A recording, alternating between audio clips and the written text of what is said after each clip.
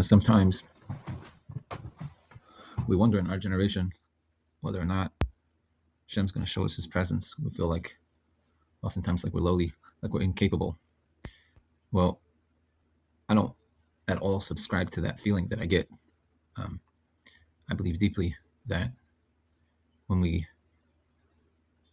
search for Hashem with all of our heart and with all of our soul, even if it's only for a few minutes, Hashem will show us His presence in one way or another. It's just that we have to be wholesome. We have to do it with all of our heart. And it doesn't mean that we have to do it like the great tzaddikim did it, in the sense that they had certain capabilities to fast and to study for hours and hours and hours every day. And they weren't introduced to the same things that we were introduced to that messes with our consciousness, screens, etc. But within our own lives, whatever that might mean to really be searching for Hashem, I believe that Hashem is found in those places. This is a great example of that idea. Hashem takes care of us and helps us and wants to show us His presence. So we're going to learn some Torah based upon that, based upon the Hashgacha of Hashem. So on Monday, I went to a cheese factory in order to ensure that some of the cheese that would be put out for some of the people that might be watching this, Chalav Yisrael cheese, was going to be proper and kosher. And when I go out for these jobs, I have to be up at super early, 2 a.m. or so. And I have a very hard time sleeping when I have to go out to these jobs, because I'm always afraid I'm not going to hear my alarm, because generally the sleep is only a couple of hours, 3 hours, sometimes 4 hours. And when I got home from this job, I was absolutely zonked. So my wife was super kind and allowed me to sleep. She took care of the kids. When I went into bed to catch up, so I had in my bed this book that I bought recently, the Abir Yaakov, which is just basically a set of 2 books, which is describing the lives of some of the great Abu Chatzera rabbis. And before I went to sleep, I wanted to learn something that had some kedusha in it, something to enter into my dreams with it. The little bit that I could give when I was exhausted to Hashem, to search for Hashem, was at the very least I could read a story in this book. And my wife walked into the room, so I said to her, can I read you a story? And she said, yeah, sure. This was a story that I had just read, and I read it to her. It seemed for some reason to be significant, but I couldn't really understand why, and its significance may go way beyond what I'm about to share with you, but nevertheless, this is what happened. This was the beginning. This happened at around, let's say, 11:30 a.m., and then I'm going to have chavrusa at around 2:30, and it's all going to lead to a set of events where this occurred at around 4 o'clock. All this was on, I believe this was Zos Chanukah, on the 8th day of Chanukah. Okay, so here's the image that we have of the Abir Yaakov, Rabbi Yaakov Abu Chatzera, big tzaddik, the author of a number of different svarim. One of them I have here, and I may have actually made a video about, and if not, I should make a video about how I landed on these set of svarim from his yeshiva. Absolutely incredible. So here's the Abir Yaakov. He is the author of Psuchei Chosim and Mach Sefer Halavan. These are books that are amazing. Here we go. One day, one of the wealthy members of the Egyptian community took his entire family to Manhur to pray by the grave of the Abir Yaakov for success in all of his endeavors.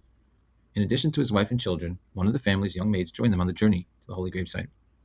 After praying at the grave, the maid noticed some gold coins that had been placed upon the grave as donations by Jewish visitors. The monies were to be collected by the appointed charity officer to be distributed to the poor. The maid's evil inclination got the better of her, and in a moment of folly, she took 2 of the coins and hid them in her pocket. On their way home, the wealthy man and his entourage stopped at a wayside inn to rest from the rigorous journey. When they were all settled in their own rooms, a sudden scream was heard coming from the room of the maid, who was found doubled over and writhing in pain. People saw that she was suffering terribly, but were unable to locate the cause of her pain until they discovered 2 huge scorpions climbing all over her. They tried to catch and kill them, yet the moment their hands touched the scorpions, they disappeared, only to reappear a moment later elsewhere on the maid's body. The wealthy man was roused from his slumber and told what was taking place in the next room. He came and reviewed this spectacle with his own eyes, trying to figure out what could be the cause of her great torment. The wealthy man suggested that perhaps she had sinned while at the holy grave, and her suffering was a direct punishment for her wrongdoing. The maid admitted that she had been unable to overcome her evil inclination and had taken 2 gold coins from the grave of the tzaddik. Now that her confession had made everything clear, the wealthy man decided to replace the stolen money. They arrived at the grave with the young girl still wailing and crying in pain. Her employer took 2 coins of the same value from his pocket and was about to place them on the grave in place of the 2 stolen coins, when the 2 scorpions left the body of the maid and fell on the holy grave, transformed into gold coins, identical to the rest of the coins on the grave. The incident became public knowledge, and from that time on, no one ever dared lay a finger on the donations of the Jews placed by the grave in honor of Rabbeinu Yaakov. So this is actually right now, at the moment, it's reminding me of a really interesting story about scorpions that I heard from a member of our community's son at his bar mitzvah. And I'm going to try to share that at the end. Further, I would like to share, before we get there, part of his drasha was about the pasuk that the scorpion says. That it says when singing to Hashem in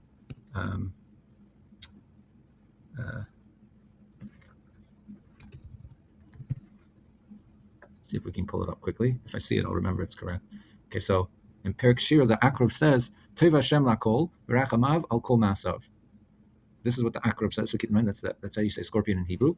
Good is Hashem to all, and his mercy is upon all of his, we say masav, they'll call it creations, but perhaps it means all of his acts is a little bit more accurate. Okay, so just keep that in mind. Good here. That adds a dimension to all that we're doing here. So generally, what this pasuk represents is a mindset that a yid is supposed to have, and any person in the world, which is that Hashem is good to all of us, and He's merciful to all of us.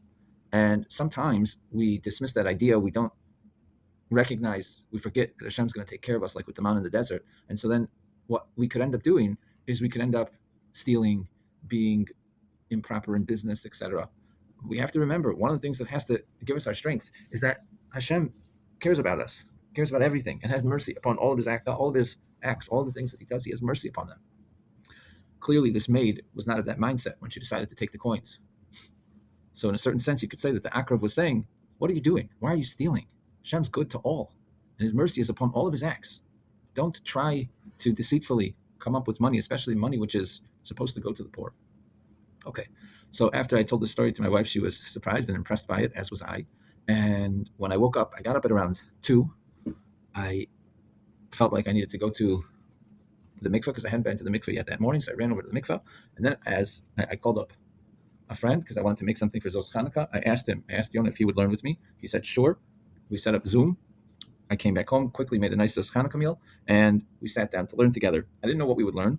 I went to the shelf and I asked Hashem to guide me. I feel as though Hashem, at the very least, I should ask that Hashem guides me to whatever it is that I should learn. And I ended up picking up, I'm only realizing this now, that it's directly related to the Abir Yaakov's yeshivas, the Abir Chatzera family, the Baba Sali, etc. This book, Otzer Penina Achsidus. And as Yonah and I were talking, I ended up flipping to a page not related to this week's Parsha at all, Parshas Vaschanan in Sefer Devarim. And it was an absolutely tremendous piece. Actually, we haven't finished it together yet, but what we read up until now was absolutely tremendous. And it's about the pasuk which says that you should seek Hashem from there, from the place that you are, and you'll find him. Those which search for Hashem, the pasuk says, with all their hearts and with all their souls. And the general idea of this piece is that from whatever place you are, open up like the point of a needle, and Hashem will open it up for you like the entrance hall of the Beis HaMikdash. And it says, then you'll find Hashem. And finding something is actually a very high level. Why? Because when you find something, you're not expecting it. You're really not expecting it. There's the same idea with Kedusha, that when you're trying to connect to Hashem, whatever you do, it is always going to feel very, very small in comparison to when you actually feel Hashem's presence, to whatever Hashem responds to you. Because you, on the one hand, feel humble and like you're doing what you can, which seems to be very small. Nevertheless, at times when you put in that effort, it feels like all of a sudden you just found a connection to Hashem. You just felt a certain cleaving, a certain closeness. You always feel like, wow, that's absolutely incredible.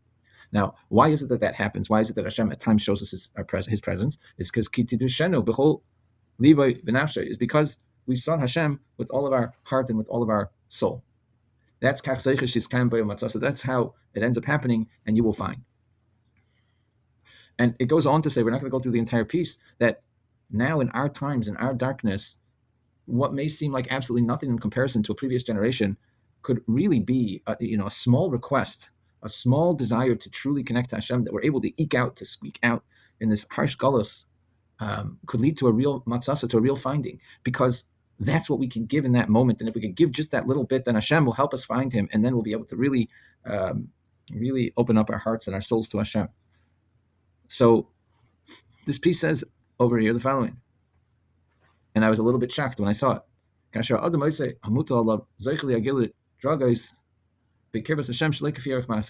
When a person does take what's upon him, meaning to say, when a person really does put in that effort, whatever effort he can muster, he'll merit to reach to a level of closeness to Hashem, which is not really comparable to his action. So it says, Ach b'zois niyashav libenu. However, in this, our hearts need to settle into, I guess, sha'achein, that therefore, kedei agilis karvus kedei, that in order to reach to a greater closeness, yesh lishtekek b'chol lev v'nefesh. The person needs to really desire with all of his heart and soul. However, reishus havod, the beginning of the service, b'chol makom, should be in any place, even if it's a small request. And then he will merit that not according to where he's reached, rather like finding a lost object, that there is in it no troubling. Meaning to say that when you find something, right, so at first perhaps you've tried and you think back in your memories for that object and you've given up. It just doesn't seem to, you can't find it. It's not within your koach. So then perhaps, let's say that you ask Hashem, will you please help me? And then all of a sudden you just end up walking by it. For some reason you lift up that pillow under the couch that you already lifted up 3 times, and then all of a sudden you see it, there it is. There's that coin you were looking for, whatever it might be. When you find it, you feel like it was found for you. So just that willingness to put it into the hands of Hashem, just that willingness to start and to request from Hashem, that small little effort feels like nothing. You could reach very high levels. It's like finding something where you're shocked that you found it. What did you actually do? That behold, that in the essence of the language of finding something, which is being mentioned here, there is to really contemplate. That when a person's actually finding something, it comes to the person without consciousness, without a true focus on the thing, without any preparation.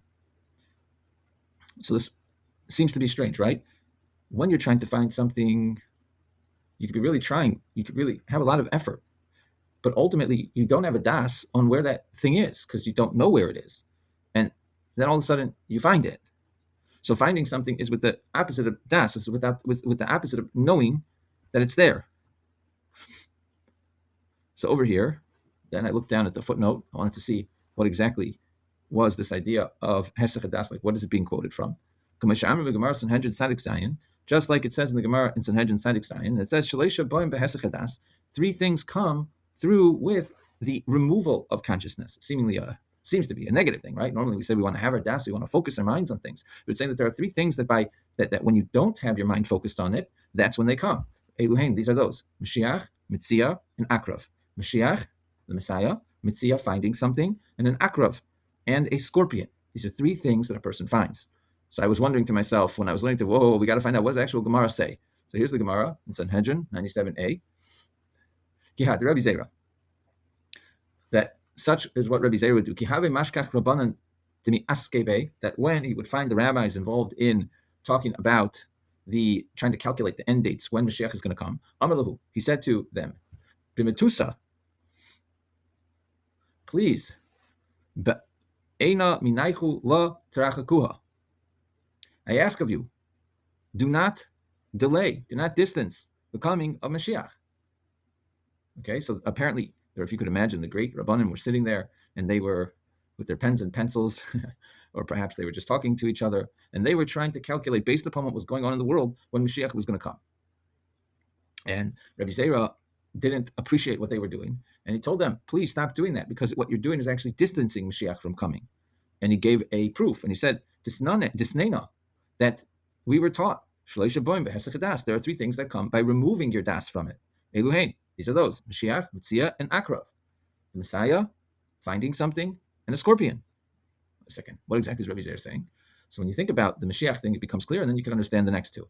Mashiach comes because of our dedication to good, to Torah, to mitzvahs, to kedusha, to caring about one another. Mashiach doesn't come through focusing on Mashiach. Mashiach comes through our focus. So hesach hadas on the actual calculations, the actual when is Mashiach going to come, but instead we need to be focused on what do we need to do in order for Mashiach to come. And that involvement that busyness in Torah, Avodah, Gemilus Chasadim, which is going to bring Mashiach with all of our hearts and all of our souls and seeking Hashem and davening, etc., is actually that is the focus. That's where the das is supposed to be. And the hesech das, the removal of das, you're not going to be able then to focus on the day that Mashiach is going to come, because all you're going to be focusing, you're going to be so busy toiling and doing the right things that you can't even think about Mashiach. So Abir is saying by engaging in these calculations, you're actually slowing down the process. Because in order to bring Mashiach, you have to remove your mind from when's Mashiach going to come, because you're going to be so busy helping other Yidden, teaching Torah, learning, doing mitzvahs, etc. Okay, so that's going to help us figure out Mitzvah. How is it that a Yid finds something? How is it that a Yid finds something? So Yid finds something so obviously at times we end up finding something because we think about it and we do remember where it is. But is that really finding? Then you didn't truly lose it. But a real finding, a real Mitzvah, is when you Pashut can't remember where that object is. You really, really, really lost it. And so at that point, after you did all your effort, you stop thinking about where did I lose it, but you start thinking about Hashem. And you ask Hashem, from wherever you are, Hashem, some of us do, Rebbe Meir, Aneni, the God of Rebbe Meir, answer us. We stop thinking about the object and we start thinking about the Creator, the one which is sustaining and putting the world into existence, the one that knows where the object is. So again, we stop thinking about ourselves and where we put the object, and we start focusing on Hashem. We start focusing on the Creator and the Master of the world, and we ask Him to find it for us, to allow us to be a vessel to that which will find the object which we have no clue where it is. So we remove our das from our memory, we remove our das from feeling like we are capable of finding the object, and we place our das in complete certainty and intention and hope that HaKadosh Baruch Hu Himself will find the object for us. So there's a hesech das when we're trying to find something that we've truly lost. There's a removal of das. There's a removal of focus and consciousness on ourselves and how are we going to find it. And now we got to truly submit ourselves, submerge ourselves into the existence, into the tefillah of Hashem, that we on our own are incapable of finding that object, and we need you, Hashem, to help us. So that's the hesech das that's talking about here with Mitzvah. So again, it's a positive thing. With Mashiach and with Mitzvah, it's both positive things. Remove your minds from what's less important. It's less important to calculate when Mashiach is going to come. It's more important to do what Hashem wants from us in order to bring Mashiach. Remove your minds from feeling like you have the ability to find this thing. Instead, Hashem is giving you the opportunity to have a lost object in order to connect yourself much more deeply to Hashem and to try to bring Hashem into this situation and help you find the object. What about the akrav? What about the scorpion, though? So the scorpion, in my mind, and in Torah, I believe, represents the tuma, impurity, zahuma, very dark forces within the world. And the scorpion has a very powerful poison. When it stings, it could kill you. Just this tiny little object that sits near your akev, near your heel. And when is it that the akrav becomes a danger? When is it that the akrav will sting you? When is it that the tuma can take you over? So we have an interesting idea from Yosef Atzadik that when Yosef Atzadik was sent into the bore, into the pit, it says there was no water there. And the Farshim explained upon that means that there were snakes and scorpions. And that's related to the mind, that when the mind is not thinking about matters of Kedusha, so that's like a bore, that's like a pit that has no water, in which case one can be poisoned by the snakes and scorpions of Tuma, of the matters in the world which are not good for us. So the Hesech Hadas that it's talking about here that brings about the Akrav, that brings about the scorpion, is that when you remove your consciousness from HaKadosh Baruch Hu, from His presence, from His Torah, from His mitzvahs, that allows the Akrav to attack. That allows the Tuma to take you over. That's the Hesech Hadas that brings about the Akrav. That's what brings about the Tuma's ability, the impurity's ability, the darkness's ability to poison you. Which that really brings together the entire teaching, that there's Hesech Hadas, which is not a good thing, and there's Hesech Hadas, which is a good thing. At times, you have to know in what ways to focus. When it comes to Mashiach, if you want Mashiach, don't focus on when's Mashiach going to come. Focus on what does Hashem want from me in order to bring Mashiach. When you're trying to find something, a Yid's not focused on his own ability to find it. A Yid should be focused on Hashem helping them find that object that they've lost, that Kedusha that they've lost. When it comes to an akrav, when it comes to impurity, if you've begun to be stung by impurity, you have to recognize, stop. What's happening at this point is you're not focused enough on Kedusha. Refocus yourself on Kedusha. And that will bring about the cure from the scorpion. So if you look back at the story, it helps it make sense. They were praying over there. And what did the maid do? It says that her evil inclination got the best of her. The akrav, so to speak, the spiritual akrav stung her. She saw the money, and it got the best of her. The desire that she had got the best of her. What does that mean? That she wasn't thinking about Kedusha. She wasn't thinking about what was the right choice. She got taken over. And she took those 2 coins, and she hid them in her pocket, thinking she could get away with it. But that Hesech Hadas from Kedusha and from what's right So those two scorpions represented her Hesach Hadas, that she had forgotten Hashem, she had forgotten morality, she had forgotten what was right. She was overtaken by an impulse. That became her focus, the impulse to have a little bit more money. She had forgotten that Hashem really sees and knows everything that's going on in this world. And she especially forgot that Hashem has, to go back to that pasuk, Tov Hashem lakol, the Akrab says to her, good is Hashem to everything. And he has mercy upon all of his creations. She had forgotten. And so then the scorpions came and stung her. Now, just a little extra thing that had happened within that learning is, it says here, Od v'od v'yimses Hashem yisbarach, more and more he will find Hashem, blessed be he. Kavtachas hakasuv, as the pasuk promises, uvikashtem v'goyimru matzasa, that when you seek them, matzasa you'll find. Rem is the kach pasuk, which is alluded to in a pasuk, gedolim maaseh Hashem terushim l'chol havtzeim. Great are the works of Hashem for the one who seeks for all of his desires. Now, this pasuk is explained here very differently than the way that I think it would be normally understood. Great are Hashem's works, terushim l'chol havtzeim, to the seekers of all of their desires. What does this pasuk mean? So as I'm looking this up,